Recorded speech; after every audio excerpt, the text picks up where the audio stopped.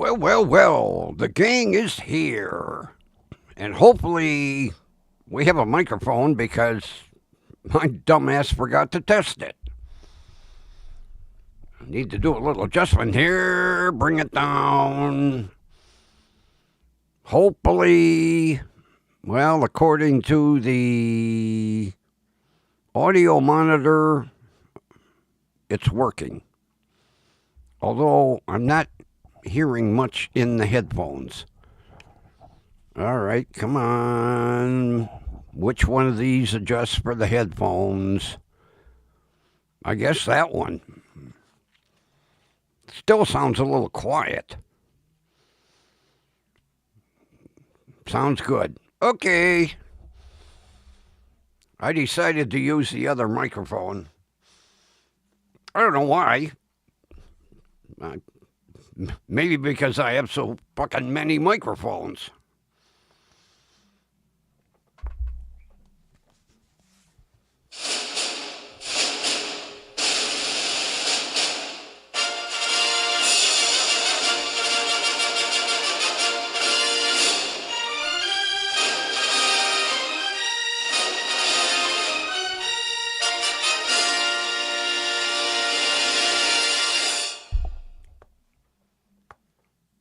Broadcasting live from beautiful 42-degree downtown Cleveland.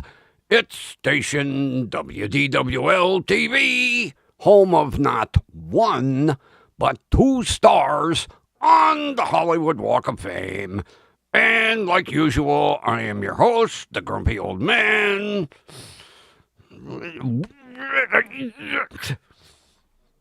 And our show is brought to you by Grumpy Vulture Productions. Nobel, thank you. See you, bye. All right, that's out of the way. Salute.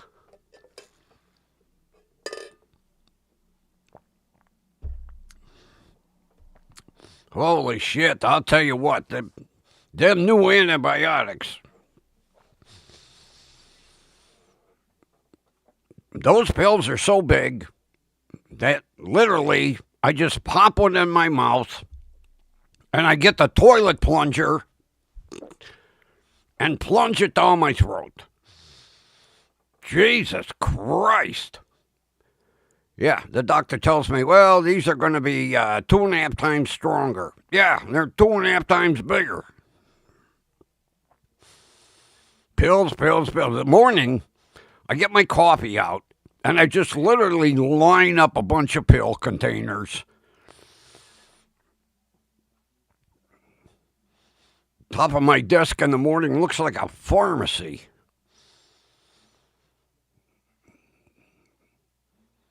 I'll tell you what. When I was young, I barely even took an aspirin. Of course, now I'm making up for it. You know, rarely, very rarely, would I take an aspirin or a Tylenol or anything. Now, Jesus Christ, I line up a bunch of bottles and then it's almost as bad as at night.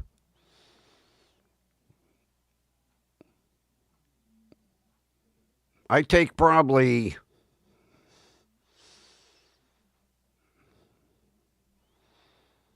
let's see.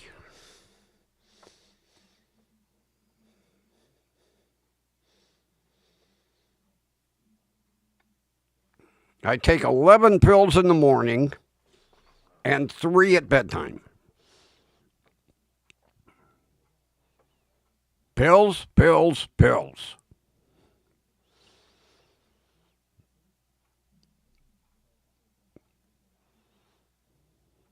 Oh, today, the camera was finally close enough for me to get that Lake County judge's name. He's Kevin O'Donnell, the one I really like. He was asking guy questions today. The guy give his answer. Bullshit.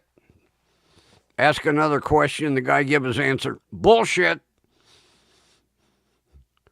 After about the fifth time, the guy goes, I don't have any more answers. The judge went, bullshit. My kind of judge. We need more like him. I saw a very interesting article this morning. And usually I just scan past them. But there was this adorable little 4-year-old. And I mean absolutely adorable. And I'm reading the article. Now, they have a matter of fact, they had 2 close-up pictures of her. She had one brown eye and one blue eye. Now, on the side of the brown eye, almost down the center of her head, she had these beautiful flowing brunette locks. On the side of the blue eye, she was a strawberry blonde. And the blue eye changed to a hazel eye. It went back and forth in color.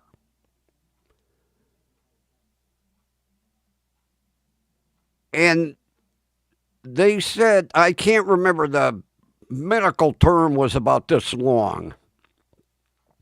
But basically, she is born with dual DNA. And they said like 1 out of 200,000 births worldwide, a child is born with dual DNA.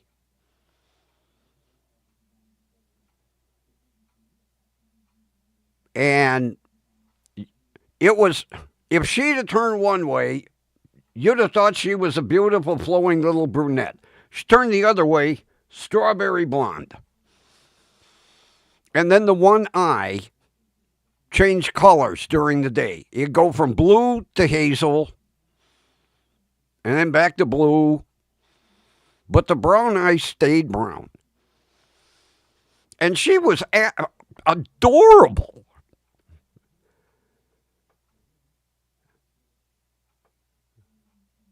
I had never heard of such a thing. Because everybody has singular DNA. She has dual. And it was amazing. It was almost like down the center of her head. Strawberry blonde on one side, flowing brunette locks on the other. And she was cute as a bug. Cute as a bug.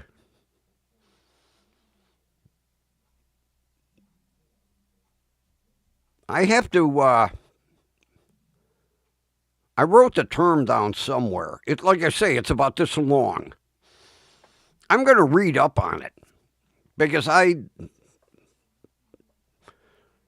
never heard of it, and probably 99.9% of the people in the world never heard of it. Matter of fact, I never thought somebody could have dual DNA. Now, I know that identical twins have the same DNA, but they have to be identical. And I knew a pair of identical twins growing up. And they said that if one would commit a crime, she could blame it on the other one because they both have the same DNA. There is no variance. That's another interesting thing.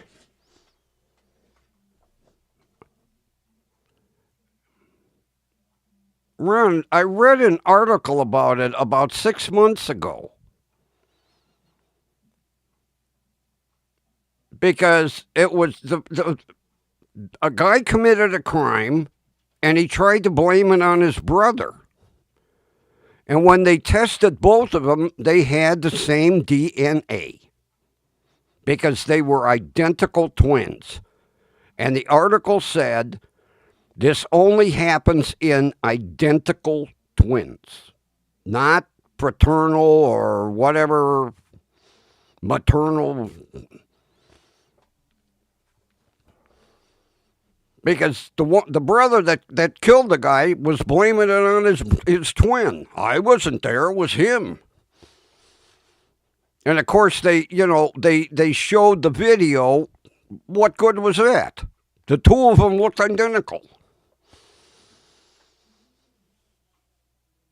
All right, we're not going to get into an argument about it, Ron.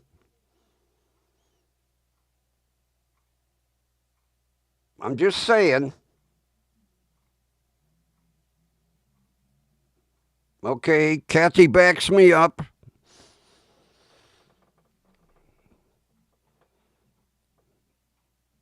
I mean, if I wouldn't have watched the court case, I wouldn't have believed it either. And they had a medical expert from the Cleveland Clinic. They had a medical expert from the Mayo Clinic. And they had a medical expert from Sloan Kettering. And all three of the experts said the same thing. Identical twins have the same DNA. But they have to be 100% identical. Because the one brother was blaming it on the other one. And like the defense kept saying, what good is that video? They look alike.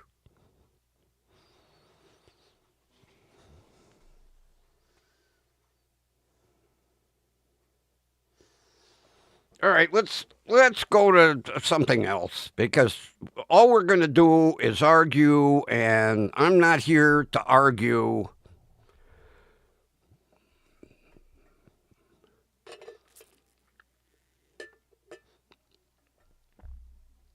Did anybody check the medal count? I forgot to check today. Did we get any more medals? I know we were running third. I didn't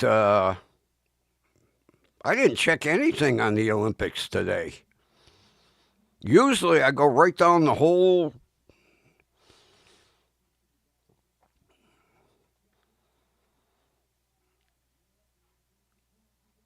As a matter of fact, I threw my note away. I can't remember what our medal count was. We were at 12, 13 medals, something like that. I know we had moved up from 5th place to 3rd.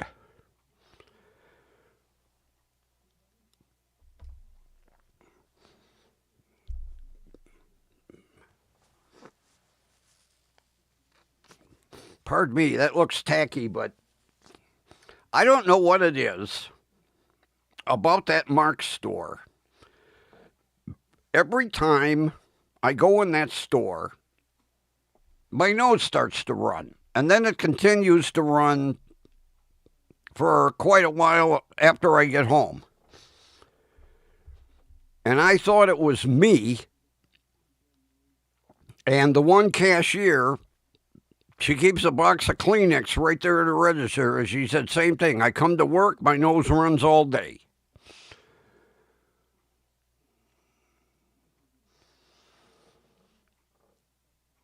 Yeah, I think when I checked yesterday, we were at 12, 17. 5 gold, 8 silver, 4 bronze. Are we still third, or have we come up to second?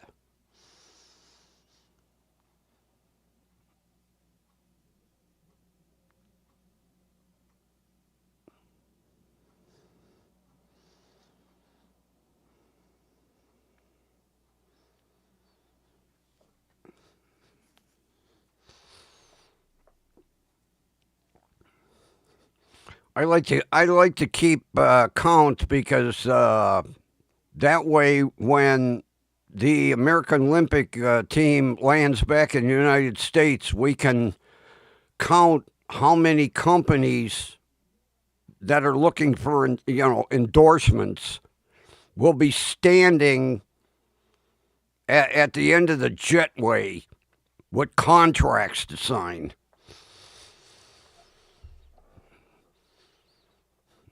We'll pay you $7 billion if you'll endorse Wheaties. Okay, I'll sign.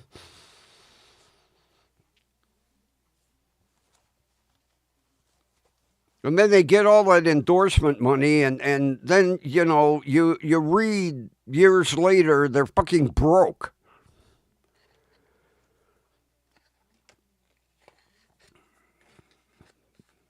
Don't they believe in, investment counselors or investment bankers? God, some of them are so broke, they're out selling their medals. Almost as bad as the football players. They get that multi-million-dollar signing bonus, and they're buying everybody in the family, Rolls Royces. And then they wonder why, when they can no longer play, why they're fucking broke.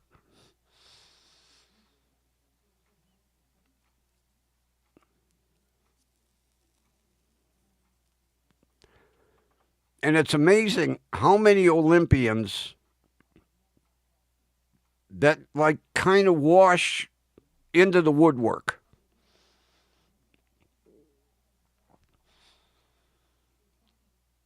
I remember the speed skater. What was her name? Bonnie Blair.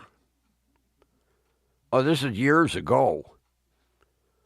And she won the gold in speed skating. And I can't remember what city she lived in. But the city put billboards up all over the place. Bonnie Blair, our favorite speeder. And you heard everything under the sun, and then they disappear. Now, maybe some of them want anonymity, whatever.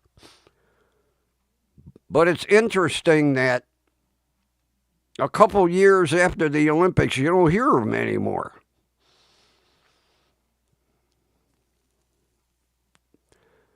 Except for when Mary Lou Retton was doing them goddamn commercials for, Rite Aid or CVS. Oh, my God, those were irritating at the end of the commercial. And another thing,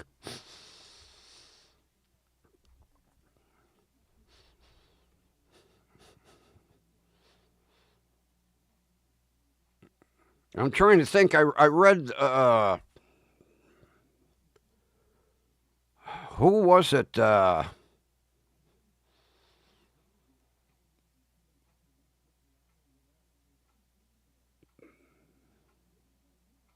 It wasn't Mary Lou Retton.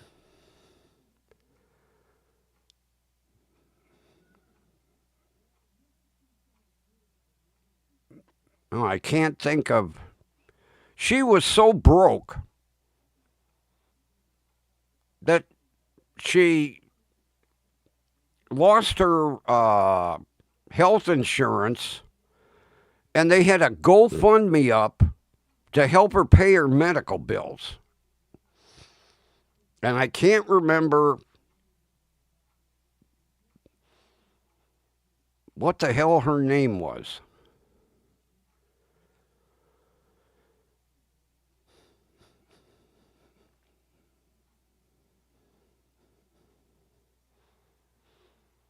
Mm. You know, she basically got divorced and lost everything. No, it wasn't Olga Corbett.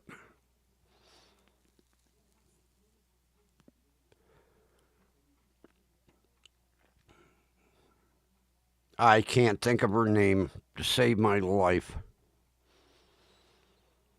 No, no, no. American, American, American.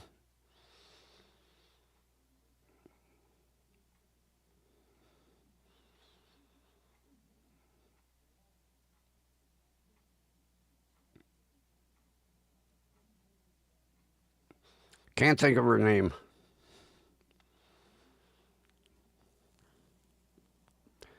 But she was basically so poor. As a matter of fact, she come pretty close to passing away from whatever she had. And her medical bills were so high that they started a GoFundMe for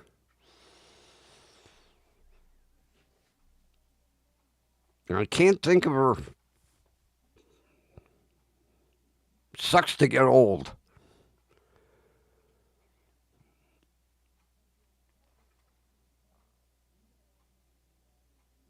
No, wasn't Roberta.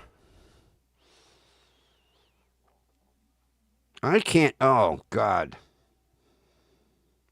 And it was one of the Olympians I kind of had a crush on, too. I can't think of her name.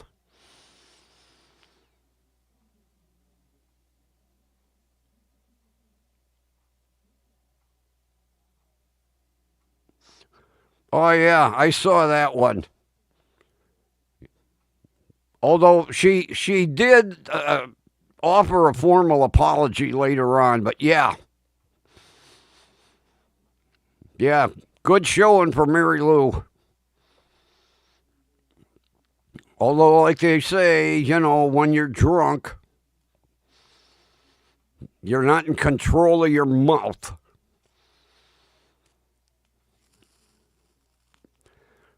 But at least she stepped up and offered an apology and explained. And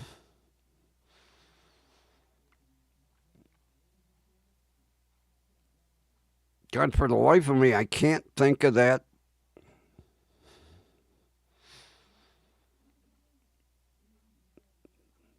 I can't think of that Olympian.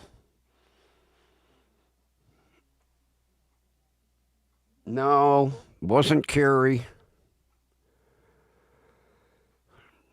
Damn it.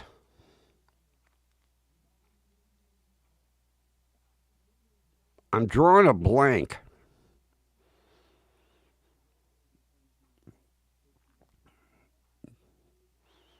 Because I remember seeing the news story about Mary Lou, and then a couple days later, she ate vulture.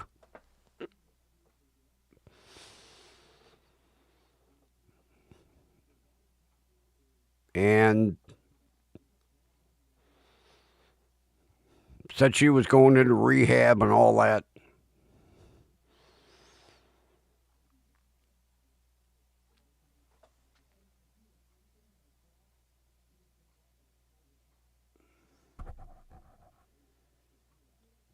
Hey, Nightmare's here. Been a while.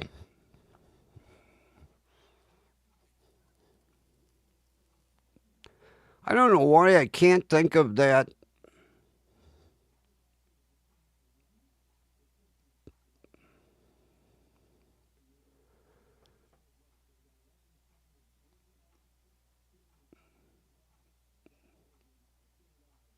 God, then there was another one figure skater from I want to say the 70s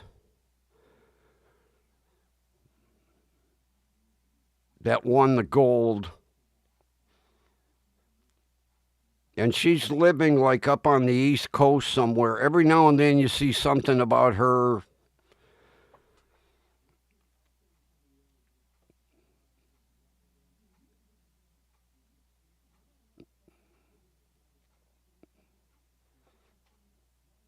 Because when that when that DC plane crash happened, oh God, what was Dorothy Hamill? Yeah, yeah, she's a skating coach up on the East Coast.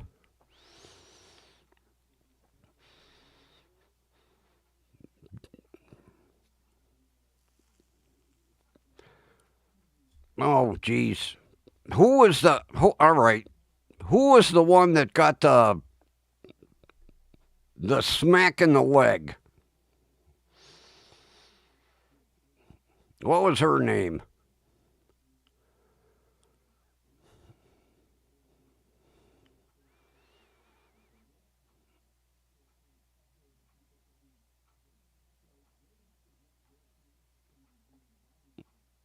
God, I'm going blank on all these.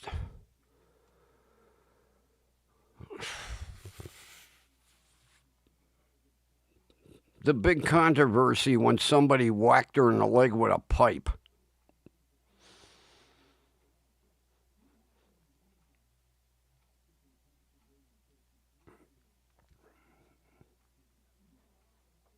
Anyway, when that helicopter hit that plane in D.C., Nancy Kerrigan, yeah, she knew a lot of those skaters, and she was a member of that skating community. And boy, she was a wreck. Although, understandably, but that was the first time I'd seen her in years.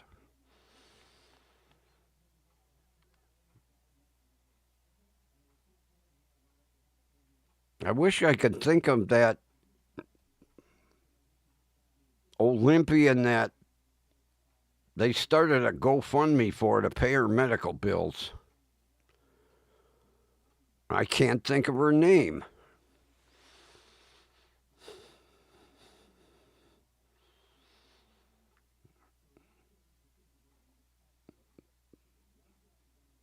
Because she had gotten divorced and was broke.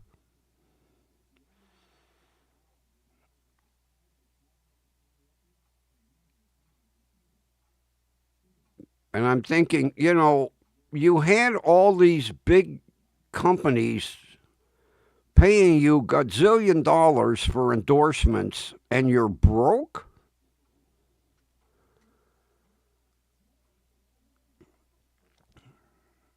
Oh, I haven't seen a picture of Tanya in years.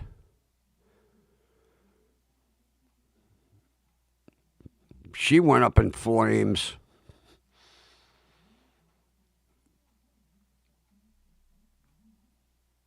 The disgusting thing was she thought she was a way better skater than Kerrigan.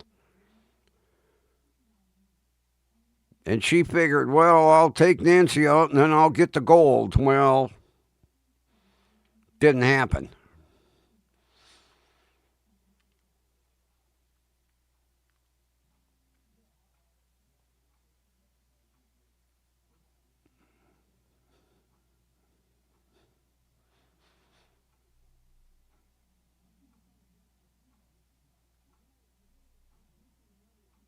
It's going to drive me crazy now what that Olympian's name was.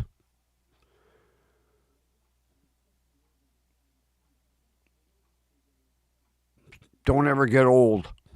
The mind goes first.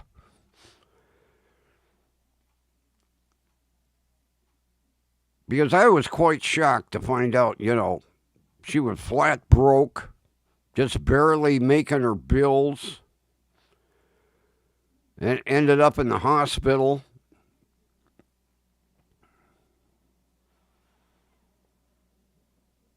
No, wasn't her.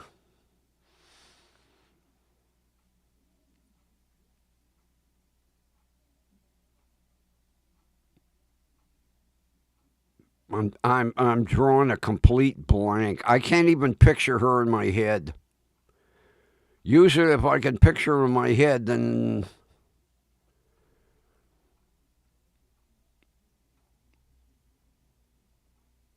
hang on a minute.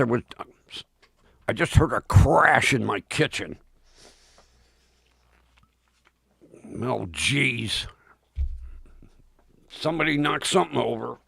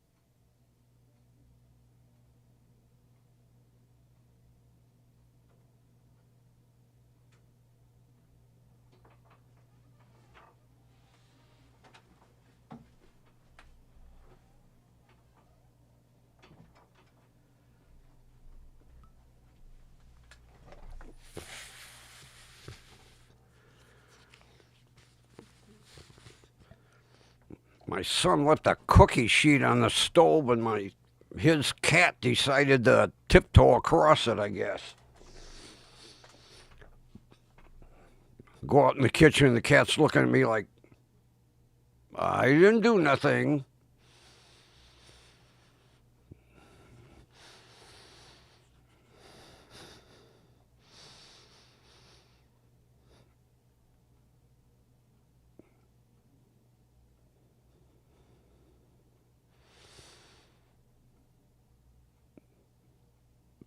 That well,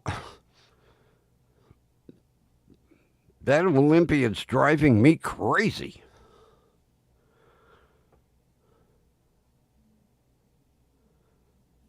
Because I was quite shocked to find out she was flat broke.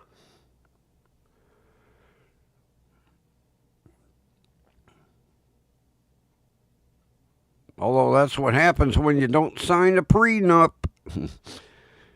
You got all this money in the bank, and then you get divorced, and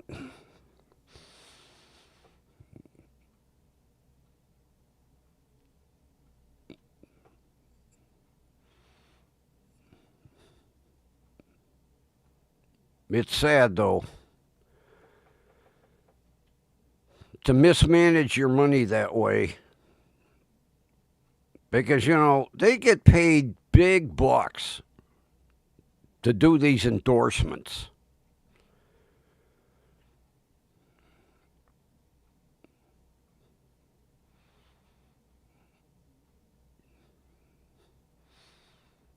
I read recently where, what is it, Nike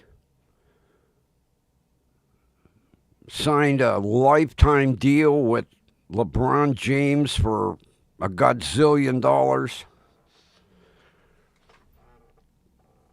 I don't know how kids can afford any of the shoes he endorses. Jesus.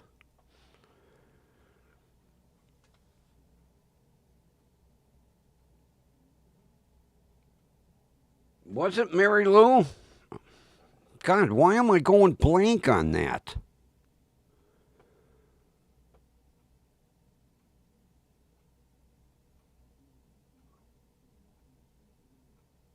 I don't know why I'm going. I mean, there's the proof right there, but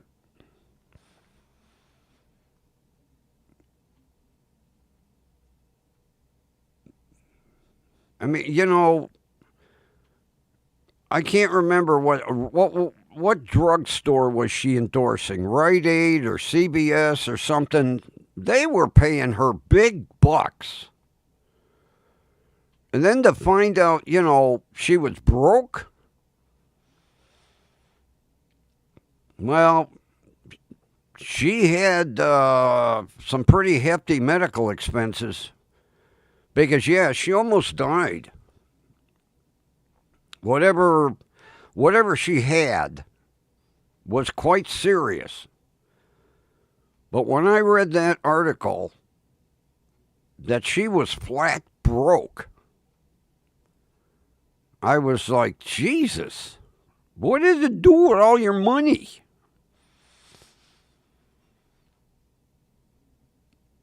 I mean, right after the Olympics, Wheaties paid her, a bazillion dollars for that endorsement. And I can't remember what else,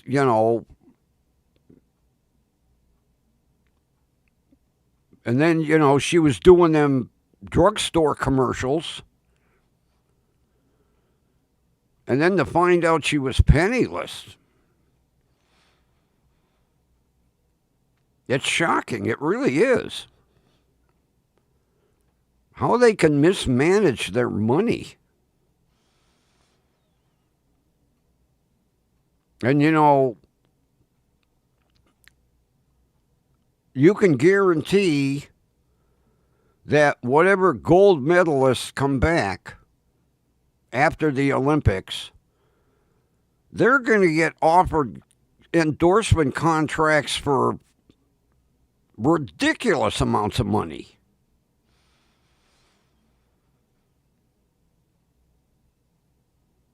I don't understand it. I just don't understand it.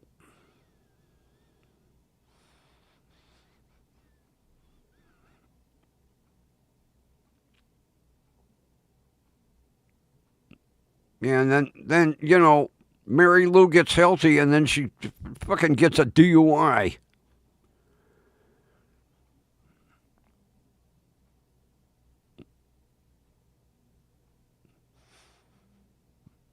Yeah, because I remember that. What was it? That vault.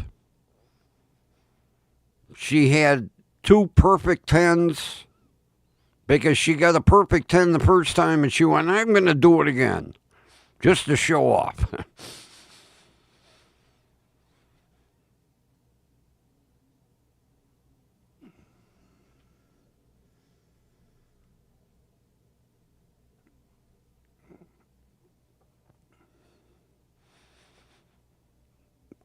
Yeah, I mean, I can't believe she was that goddamn broke.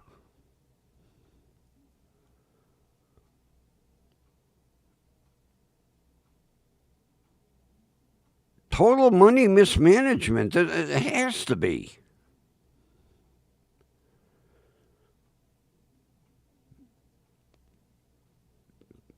Because whatever the drugstore was, I can't remember. I remember reading the article that she was going to start doing the commercials, and they offered her a ridiculous amount of money to do them commercials. So besides her, Wheaties endorsement and whatever endorsement she had after the Olympics, where did all her money go? I just,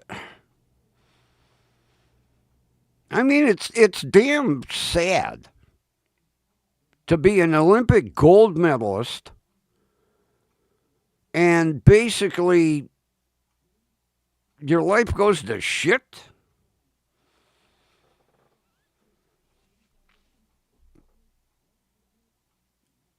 I mean, out of a lot of the Olympians, her name kept coming. It wasn't like she disappeared in like some of them.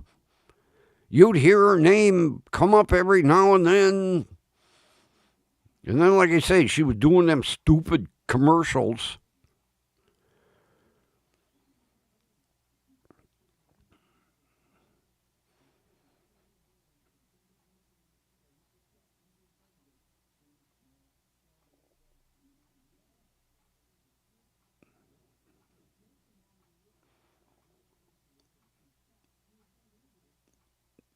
I'm trying to think who was the Olympian that ended up doing the commercials for that psychiatric outfit because he'd been suffering from depression after the Olympics.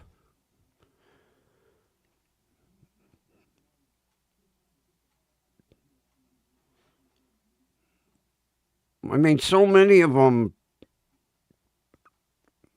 I mean, yeah, they're driven to perfection. And they're in the limelight, and then all of a sudden, the limelight's over.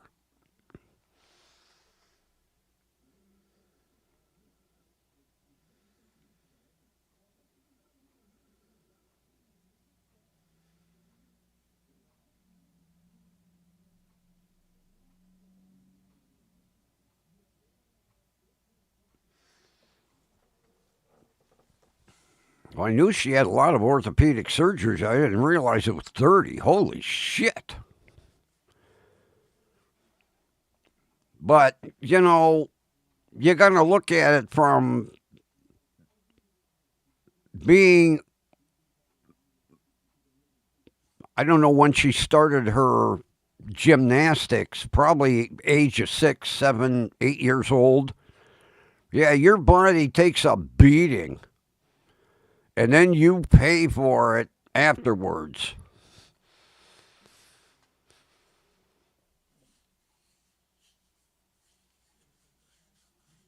Especially like gymnasts.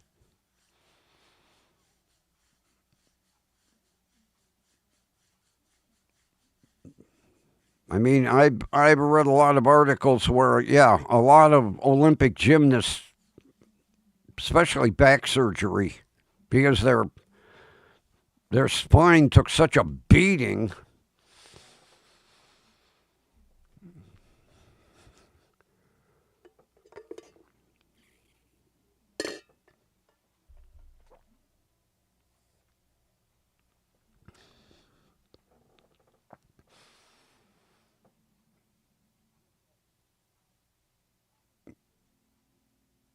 Did you end up having surgeries, Ron? I mean, like serious.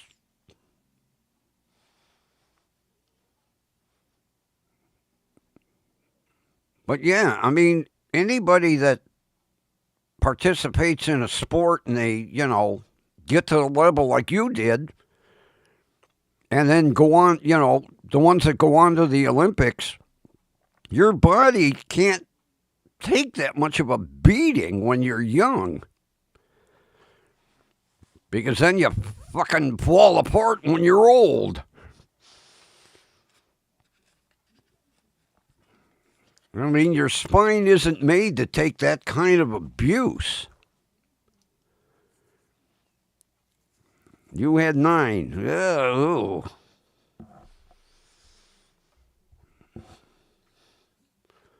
All right. Tell us about the houses. We're in suspense.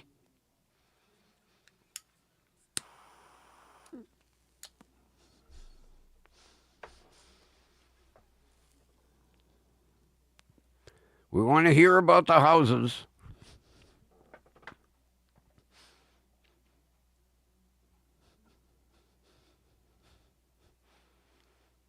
Anything tickle your fancy?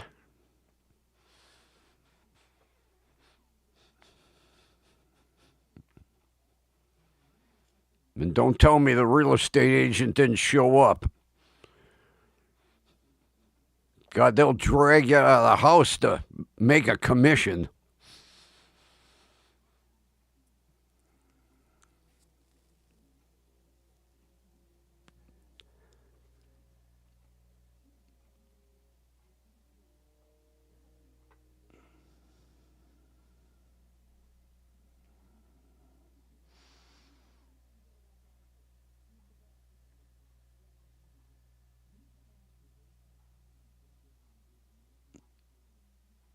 Oh, cool.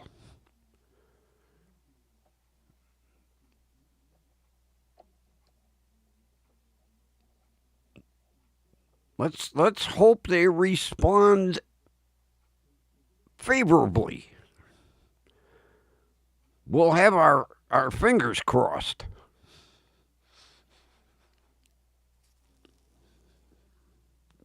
Because I know you can't wait to give that 30-day notice.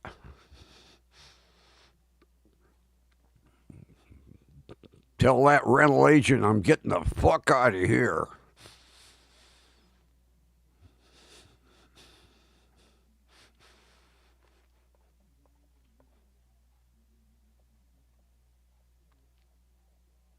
Well, if they want to sell the house, they'll respond. If they're eager to sell, they'll respond.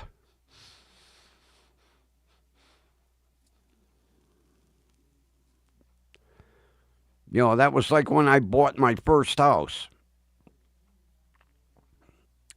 I lowballed the bid, and the agent wasn't going to write it up. She said, they'll never accept this. I said, anything I offer, you have to put in writing. You've got to submit it. And the whole thing was, they were the neighbors that lived around the corner from me, and I knew they were anxious to get down to Florida because they had put a bid in the house down there, and it was accepted, and they needed the money. And the next day she calls me and went, I can't believe they accepted that.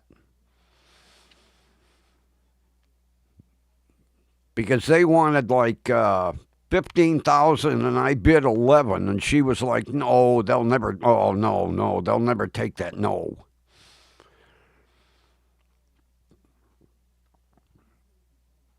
And then they had the nerve. Get this. Now, they sold the house. I owned it, okay? The shrubs in the front of the house were so overgrown, I didn't know there was a big front porch. Because the shrubs were grown so thick and had grown right up to the front window of the house and over the top of the awning. And it looked like there was just a little porch. Well, shit. I started whacking with a chainsaw, and I was like, holy shit, there's a big porch on the front of this house. So I whacked all the shrubs down.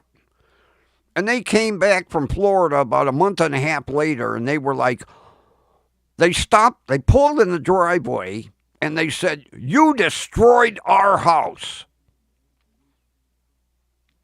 I said, it's my house, not your house. I hated them shrubs. Not to mention, look, there's a porch. Well, we knew there was a porch. Well, I didn't know there was a porch.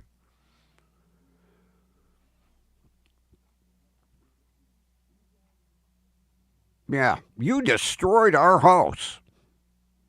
I'd get the fuck out of my driveway. And then every time they came back to visit relatives, they'd drive past the house real slow.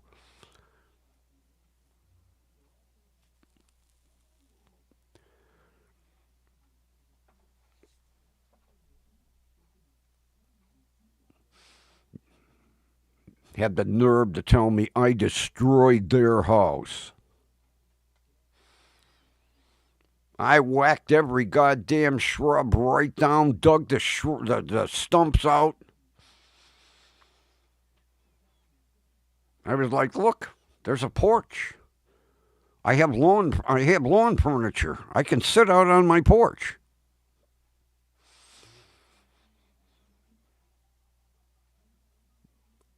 It was amazing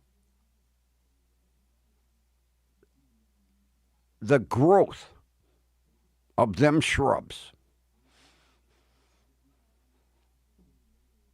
And they had trimmed just straight down by the edge of the front door. And the rest was all a big, huge jungle.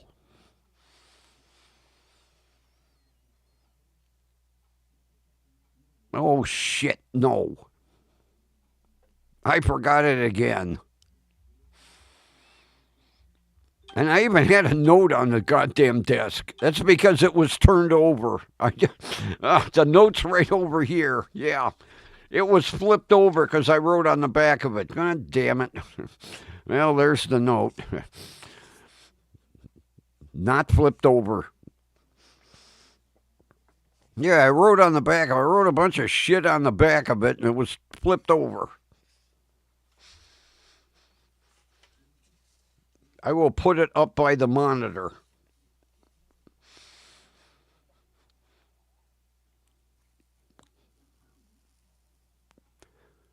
See, another reason I'm not really too excited yet, because I have to go to Michael's and get all the paint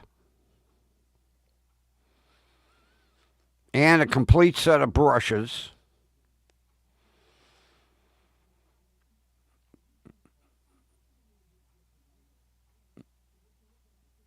And then once I start detailing all the parts, then I'll be really excited about building it. And glue. I have to get glue.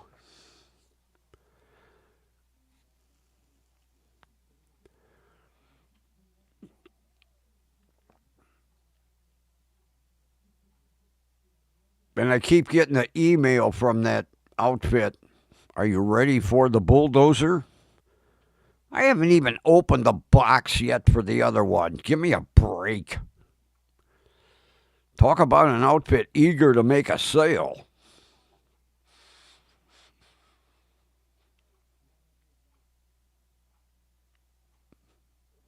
I made some changes in my notes for my future book today too. Oh, that one's going to be a whack ball when I get that one.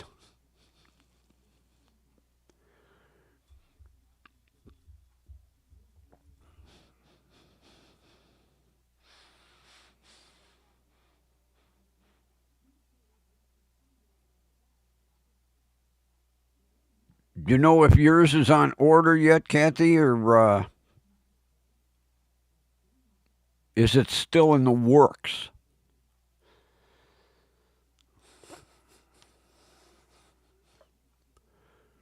Then today I bent down to pick something off the floor and I whacked myself on the edge of the desk, bleeding like a stuck pig.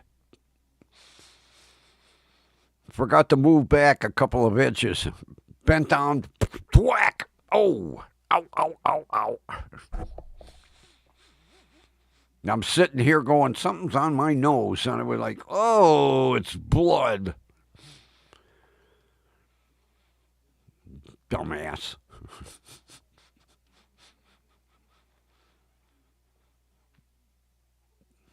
Not yet, huh?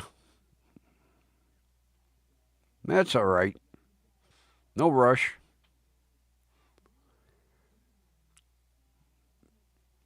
Has the potholder started construction yet, or is that still on hold? Just asking. No rush. I want it to be a surprise.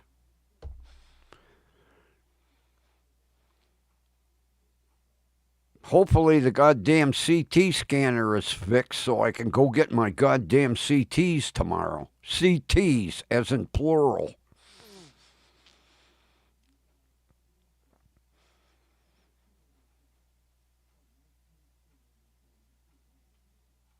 I still can't believe, they send you all them text messages and all them emails, and they couldn't send me one saying the machine was broke.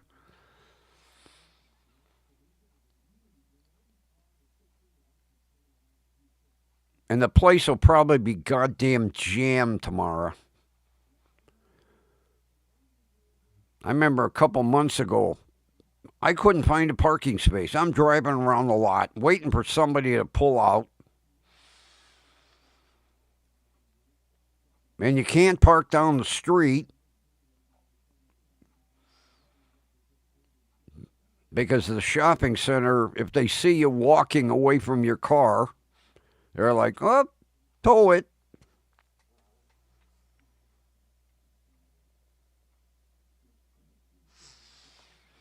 That's okay. It'll be a surprise when it gets here. I'll quit asking. Just one day the mail will come and I go, holy shit, look at this. A pot holder.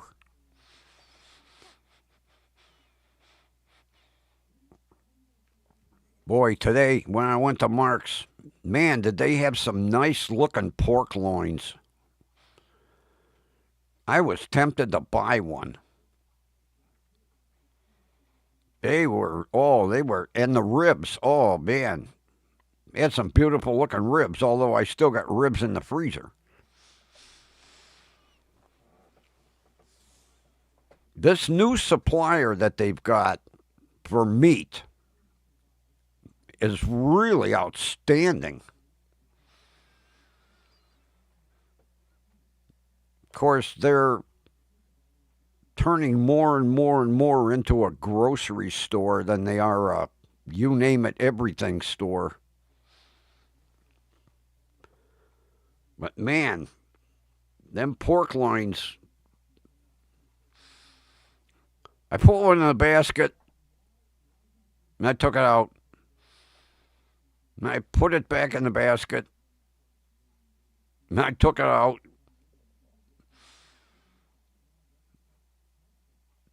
Then I noticed Hungarian sausage. So I, because I got sauerkraut.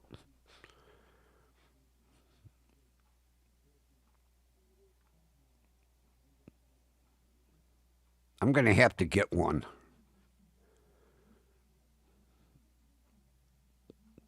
I haven't had pork loin in ages. And these looked good. Oh, man, did they look good.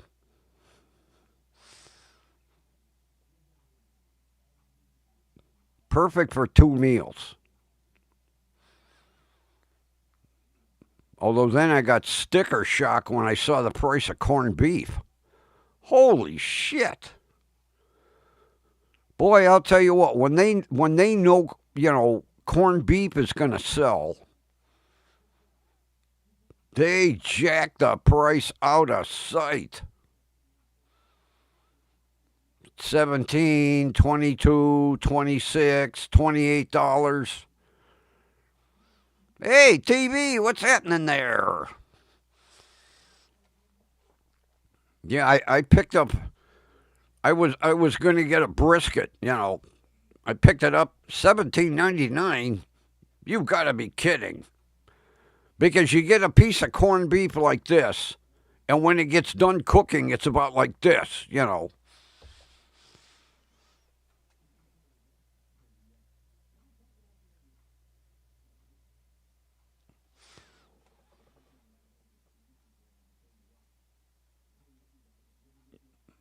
I was shocked at the price of, briskets.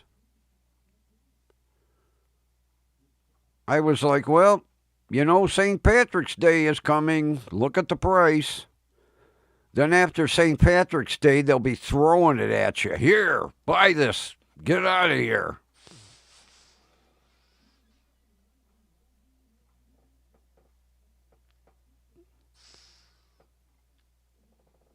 Yeah, Reuben sandwiches around here average about $16.95. Although I'll tell you what, it's a 2-day sandwich. I've had them before. Goddamn Reuben's, you can't even get your hand around it. So it's well worth the price, but that's a lot of money for a sandwich. Even though, like I do, I eat half one day and half the next day.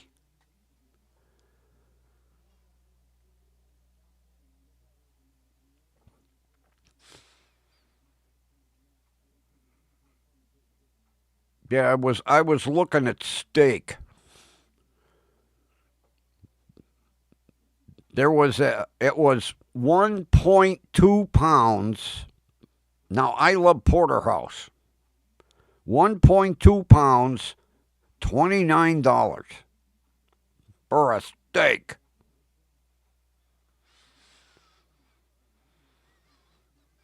Yeah, TV. I remember back in the day when you get a corned beef sandwich for $5.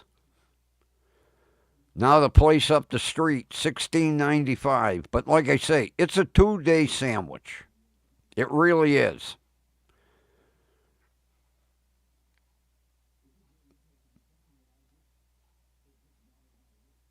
Because I eat half and I'm full. And then the next day, I eat the other half. But it's a lot of money for a sandwich.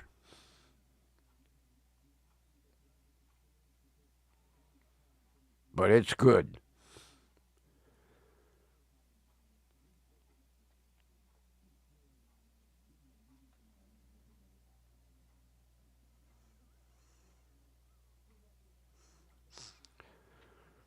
Yeah, TV, like I say, I picked up a brisket. I didn't look to see how many pounds it was. It was 17.95, and then the next one was like 19.80, and then the next one I looked at was like 23. And the problem with corned beef is, it shrinks. So you buy a brisket that's this size, and by the time you get done cooking it, it's like this big.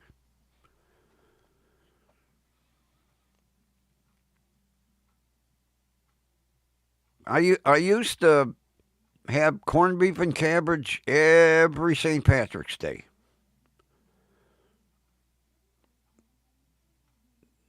Now I can't even afford to look at it, let alone buy it.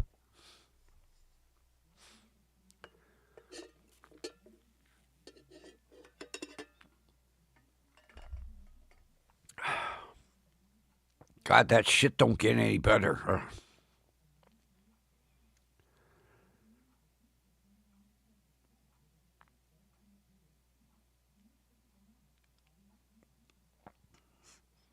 I'll tell you what, I wait until after St. Patrick's Day because then they mark it down and it's a reasonable price. Because I can guarantee that $18 brisket will be like $9 after St. Patrick's Day.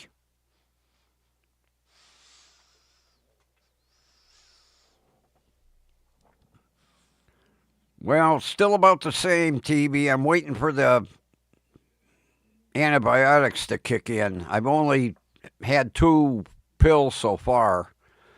I took one last night when I got the prescription, then the one this morning, and then I'll take another one tonight.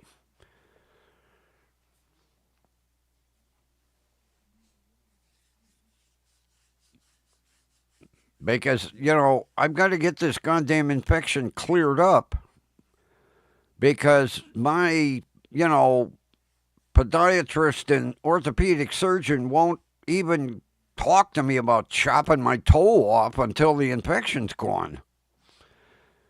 And as much as I hate to say it, I need the toe chopped off. It's getting ungodly painful to walk.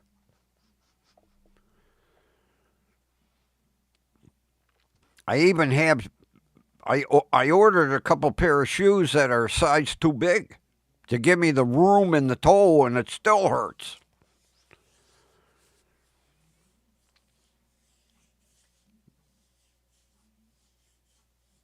Which basically then I go up one shoe size, and then it's a bitch driving the car because the frickin' pedals are so close. Like today, every time I went to hit the accelerator, my foot was on the accelerator and the brake. I'm like, goddamn big shoes. Like driving with clown shoes.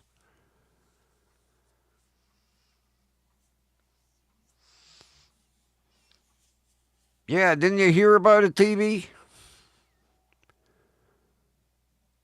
Over the years, now I broke the big toe on my right foot twice. And the second time it never really healed right. Well, now the toe is at a right angle. And I'm walking on the tip of the toe. And there's hardly any skin there to begin with. And I had a nice callus built up. And then the last time I went into my podiatrist, he come out with the old Dremel tool. And he ground the callus away. And now it hurts like hell because, there's hardly any skin between the end of the bone and the end of the toe. And they told me that due to my age, amputating it at the first joint is the only thing that they can do to correct it. So they're going to take it off right at the first joint, and I'll have a little stubby so that I can walk. Because if they take it all the way back at the foot, you don't realize how much your big toe influences how you walk. And me, I'm gimping along, like some 99-year-old man, Yeah, they told me if I was like age 50, they could break it and straighten it. But they said if they did that, it would take like 3 times longer to heal. And then if it didn't heal right, they'd have to whack it anyway.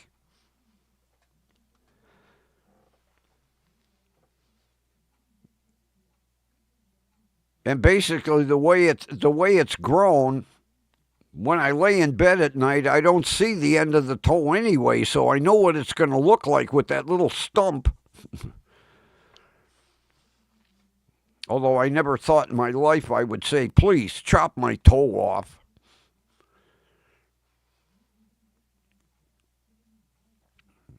Yeah. Both the podiatrist and the orthosurgeon said, that's the only thing we can do. Whack! Ow, ow, ow, ow. I can see the orthopedic surgeon right now sharpening his hedge trimmers, his loppers. Stand back. Whack. Catch. Hey, look. I got it, Doc. Can you put that in some alcohol so I can take it home with me, please? Yeah, I can almost imagine the looks I'm going to get when I tell them I want to take that. I want to take it home with me. The surgeon will be like, "You what? You have lost your marbles."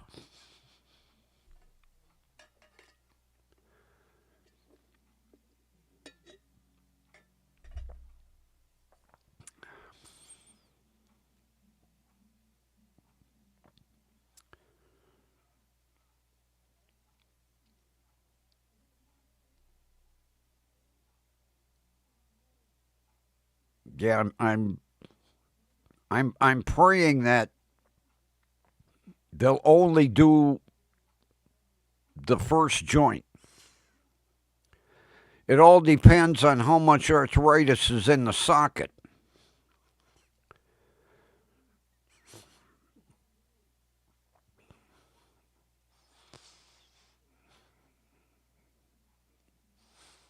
But see, the last time, when you break your toe, there ain't shit that they can do. They basically came out with a couple of tongue depressors and taped it around my toe and my foot. Well, the second time I broke it, I didn't bother going to the hospital. I did it myself. And then it got all screwed up. It didn't heal straight, and then basically the arthritis set in, and it just started bending it and bending it and bending it over time. And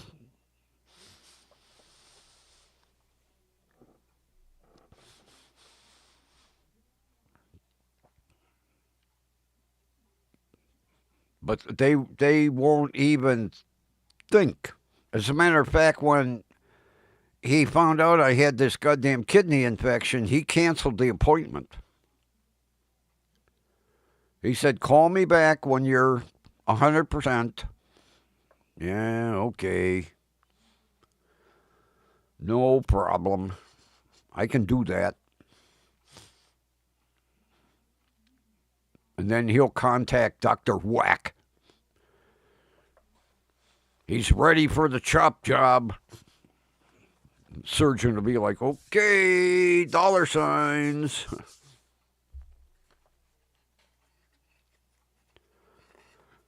Then he was telling me that it could possibly be on an outpatient basis because the whole surgery only takes like 45 minutes. I said, no, thank you. I want to spend the night in the hospital, thank you.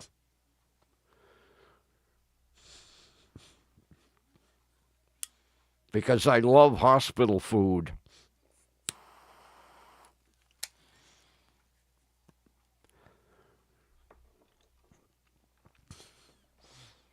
Because that was like when I worked at Lakewood. The head chef, when I found out that he graduated from Johnson & Wales, I said to him, what the hell are you doing here? Because Johnson & Wales is the number 2 culinary college in America. And he told me he had worked for some high-end restaurants and he couldn't take the stress.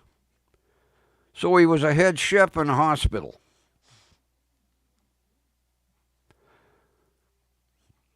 But boy, I'll tell you what, when they would have the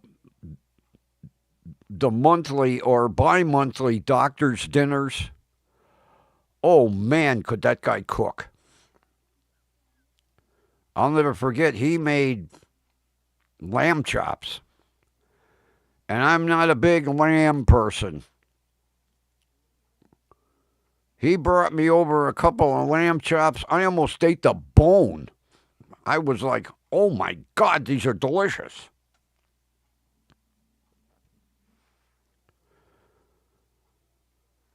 Yeah, he always used to. I was his taste tester. He'd bring me over something. He'd say, now give me your honest opinion. I'd taste it and I'd like, Jesus Christ, can I have seconds? Is that good? Yeah. Because I was totally honest. Because there were a couple of times he made a few things I was like, don't ring my bell, Carl.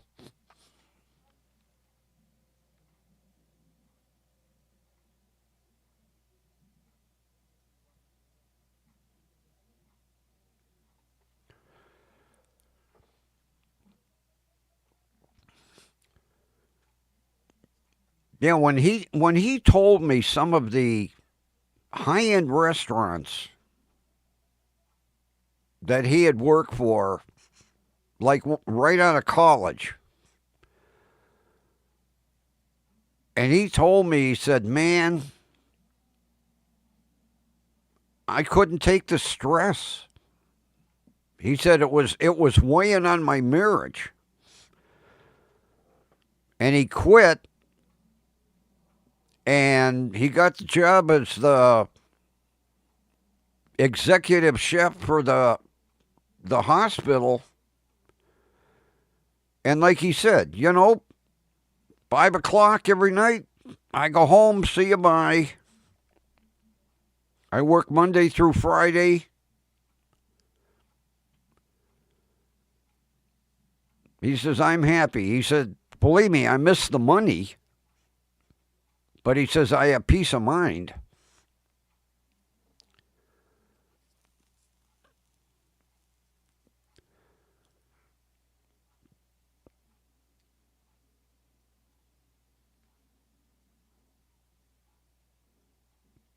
Because basically, I kind of learned about the culinary colleges because I used to be a big Food Network fan. And of course, asshole who I can't stand, Bobby Flay, he was the all-star student at the CIA, the Culinary Institute of America, which is the big college. And then watching Emeril Lagasse and found out he graduated from Johnson and Wales, which is the number 2. And then to find out, good old Carl graduated, he was like 3rd in his class from Johnson and Wales. I was like, what the fuck are you doing in a hospital kitchen? And then he rattled off some of the restaurants he had worked in. And I was like, God damn, talk about an impressive resume. And he said, yeah. And all these fancy restaurants just about ruined my marriage. And he said, I walked away from, and he said, I'm happy as can be. Matter of fact, I got to go stop and visit him one day. I haven't seen him since, 26 years. I wonder if he still lives in the same house. I'll go up and knock on the door, and somebody open the door and go, what the hell are you doing here? We ain't buying nothing, slam. Well, I guess Carl don't live here no more.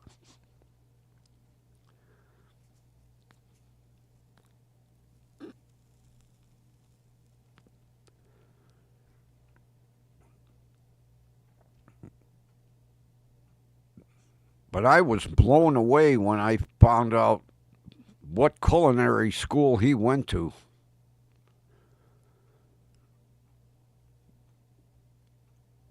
Of course, like he said, everybody in the college knew about Emeril Lagasse.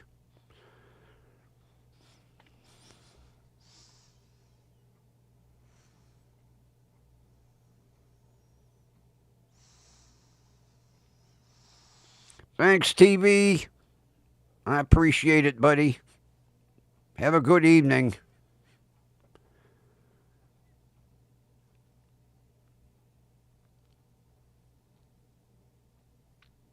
He's becoming a regular.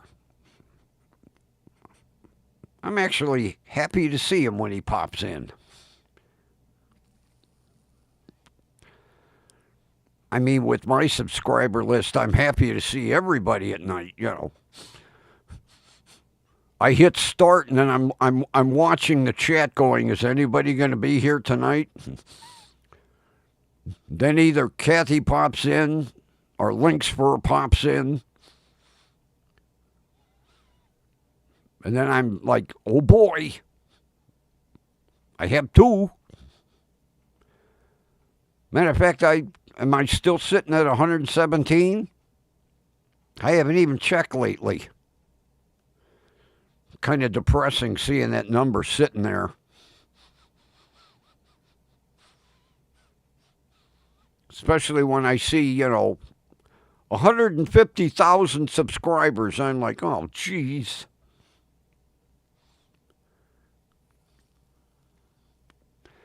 Then the one guy I was watching last night, he's got 2 Not one, two YouTube buttons. Got two different channels. I think you have to have, what is it, 100,000 subscribers to get your button. He's got two.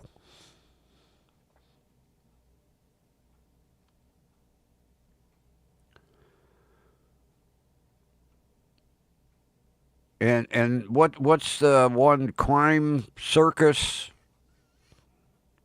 I think it's Crime Circus.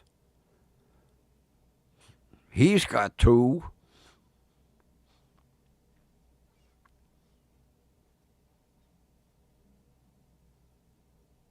Me, I can't get over 120.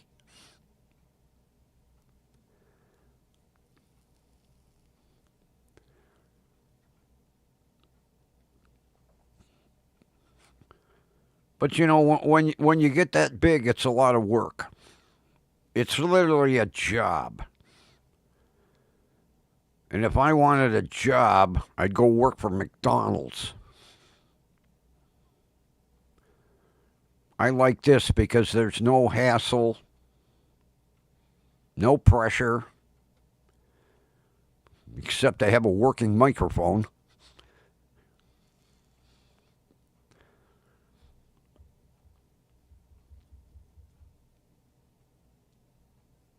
I really, as much as I would appreciate the income, I wouldn't want to be monetized. It's like I say, it turns into a job.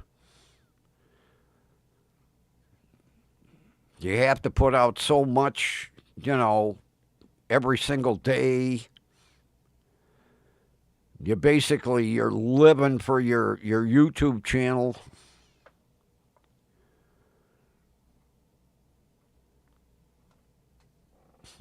Yeah, you're right, Kathy.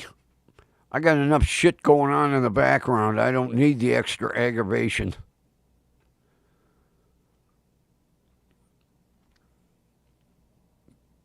I just lay there in bed at night going, oh man, it would be nice to take a pee without it being on fire.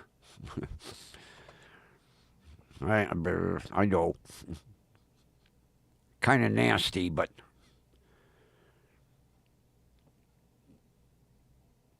although I'm slowly getting used to it. Although I'll tell you what, if I slug down enough crinkleberry juice, it does kind of ease the pain. But I can't drink this shit 24/7. No, no, no, no, no. I got to have my coffee in the morning. I got to have at least 3 cups before I can even think of that shit. I open the refrigerator. I'm like, no, I'm not ready for you yet.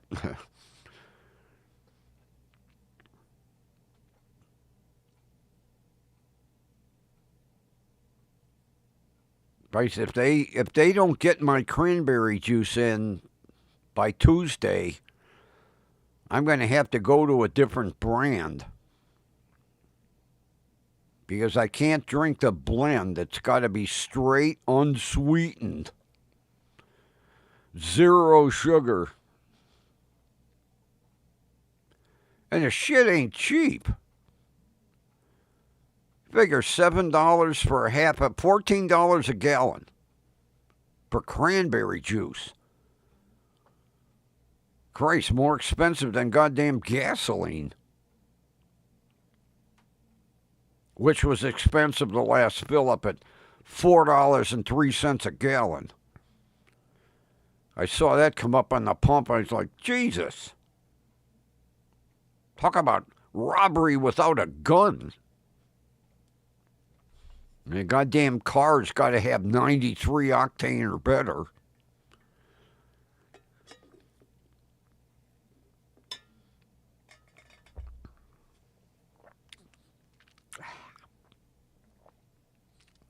Oh man, it gets right back here. Right back here. Oh, I don't know why. You would think by now, with enough of the shit that I drank, that this would be numb by now. Right in the back of the jaw.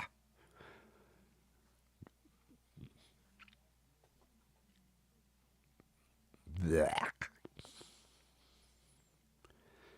But I'll keep drinking it until he said stop.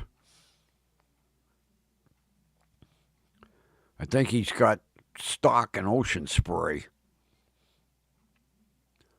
I'm going to ask him, you have stock in Ocean Spray, Doc? That why you got me drinking this shit? Until further notice. Don't ask me again. All right. It'll be the goddamn middle of July and I'll still be drinking it. Oh, did I forget to tell you to stop? Yeah.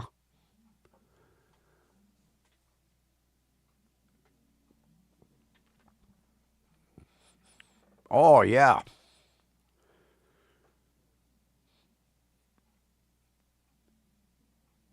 It's not it's the end of the swallow. It gets you right back behind the jaw. And you would think, with as much of that shit that I have had, consumed, it would be numb by now. No.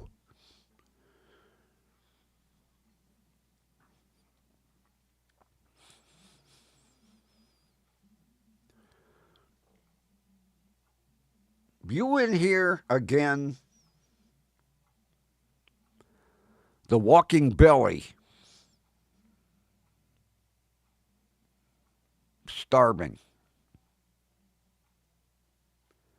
Just wait a few minutes. Pain in the ass. And then, I got that twin XL. That whole bed.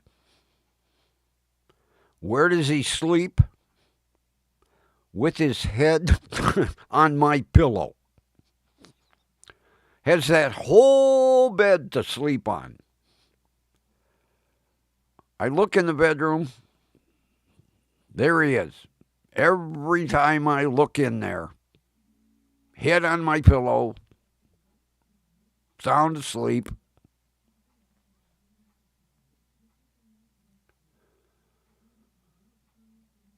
Then after I get my massage, then he turns sideways.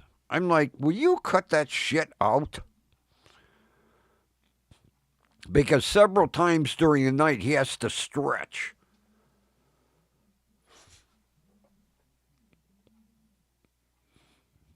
Like I told him the other night, hey, I'm right at the edge of the bed. I'm going to fall out of bed. Quit stretching.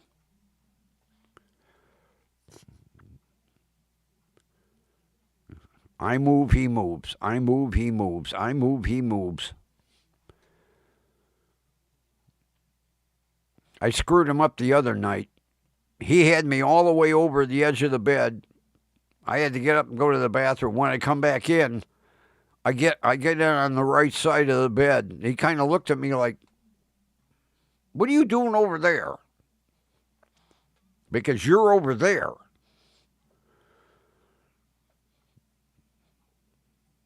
Then he gets out of bed, goes out in the kitchen, nibbles a little bit, comes back in, jumps up on the right side of the bed.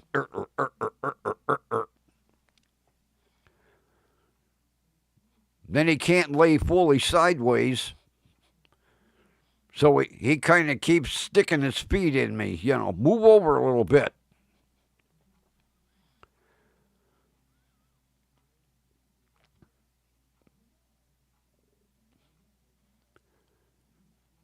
I emailed Marianne today. I said, how's things going? She said, I haven't let the other cats upstairs yet. But he likes his little room. And she said she shuts the door at the bottom of the stairway and then opens and he comes out right up on her lap while she's working.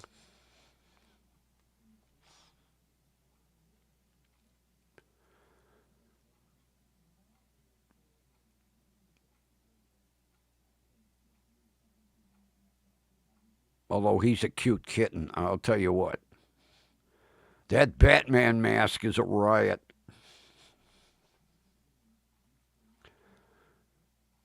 All right. Geez, now he's going in between my legs at the bottom of the desk here. Feed me, feed me, feed me. All right. Let me call it a night and feed you. Jesus. The walking belly.